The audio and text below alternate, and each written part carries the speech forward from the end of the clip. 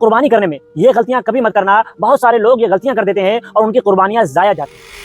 السلام علیکم ورحمۃ اللہ وبرکاتہ۔ پیارے اسلامی بھائیوں، قربانی کرنے میں یہ غلطیاں کبھی مت کرنا، بہت سارے لوگ یہ غلطیاں کر دیتے ہیں اور ان کی قربانیاں ضائع جاتی ہیں، یعنی ان کی قربانی بیکار چلی جاتی ہے۔ آخر وہ غلطیاں کیا ہے آج کی اس ویڈیو میں بتائیں گے۔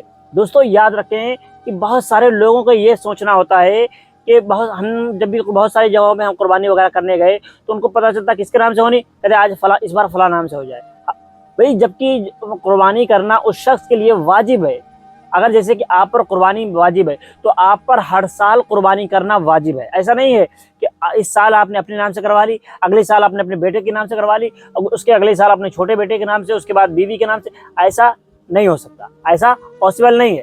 آپ کو کرنا کیا ہے، اگر آپ کے نام سے قربانی ہونی ہے، آپ صاحب استطاعت ہیں، آپ گھر کے مالک ہیں، مکھیا آپ ہیں، تو قربانی آپ کے نام پر ہی واجب ہے اور آپ کے نام سے ہر سال ہونی ضروری ہے۔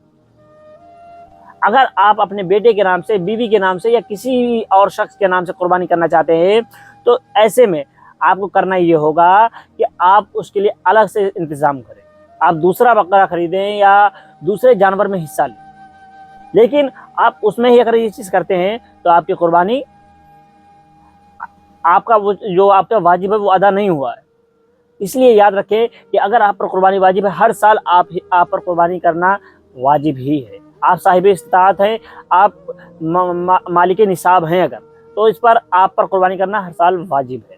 اور اسی طرح سے بہت سارے لوگ یہ سوچتے ہیں کہ بہت سارے لوگ پہلے ان کے پاس گنجائش نہیں تھی، جب پہلا بکرا کروا رہے ہوتے ہیں تو وہ سوچتے ہیں کہ پہلی قربانی رسول اللہ صلی اللہ علیہ وسلم کے نام پر کروانا ضروری ہے۔ تو میرے بھائی ایسا نہیں ہے۔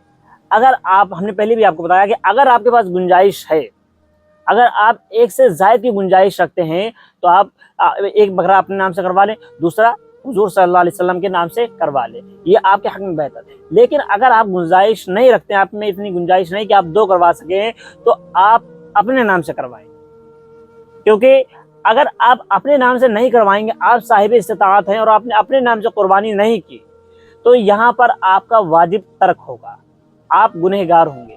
اور اگر آپ نے رسول اللہ صلی اللہ علیہ وسلم کے نام سے نہیں کروائی تو اس میں آپ پر کوئی مذائقہ نہیں، کیوں؟ آپ کے پاس استطاعت نہیں تھی۔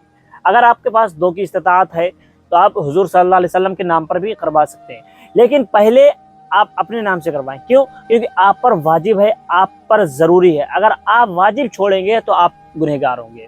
اور دوسری غلطی یہ بہت سارے لوگ کرتے ہیں کہ جو بڑے جانوروں میں حصہ لیتے ہیں، بہت سارے لوگ محلے وغیرہ میں جو کئی لوگ مل کر بڑے جانوروں میں جو حصہ لیتے ہیں، تو وہ لوگ خاص طور پہ اس بات کو یاد رکھیں کہ اگر آپ کے جانور میں، جب آپ کے جانور میں، بڑے جانور میں 7 لوگ ہیں، اب 7 لوگوں میں سے کسی نے ایک نے بھی، اگر کسی ایک کے بھی من میں یہ بات رہی کہ بھائی ہم کو پائے چاہیے، ہم کو پیر چاہیے یا ہم کو سر لیں گے اس کا، اس کی نیت اگر گوشت کی طرف گئی، گوشت لینے کی طرف اس کی نیت گئی کہ ہم کو یہ چیز چاہیے یا فلاں چیز چاہیے، تو سارے لوگوں کی قربانی ضائع جائے گی۔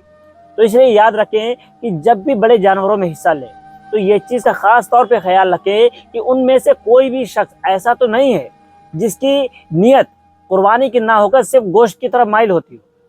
تو یاد رکھیں، یہ چیز بھی یاد رکھنا بہت ضروری ہے، تو اس لیے اس چیز کا بھی خاص طور پر دھیان رکھا جائے۔ دوستو امید ہے آپ کو بات سمجھ میں آئی ہوگی۔ دوستو ان غلطیوں پر دھیان دینا۔ ملتے ہیں اگلی ویڈیو میں۔ السلام علیکم۔